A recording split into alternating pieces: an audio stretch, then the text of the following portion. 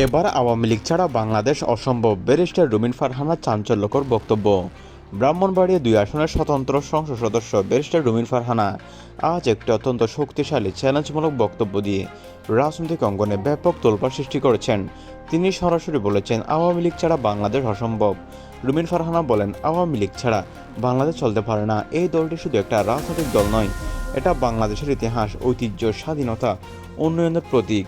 গত 17 বছরে আওয়ামী লীগ যে উন্নয়ন করেছে তা অন্য কোনো দলের পক্ষে আগামী 100 বছরেও সম্ভব নয়। আওয়ামী লীগ ছাড়া বাংলাদেশের অস্তিত্বই অসম্ভব। তিনি আরও বলেন, যারা আওয়ামী লীগকে বাদ দিয়ে দেশ চালানোর স্বপ্ন দেখেন তারা বাস্তবতা বুঝেন না। আওয়ামী লীগকে ফিরিয়ে আনতেই হবে, এটা দেশের প্রয়োজন, জনগণের প্রয়োজন।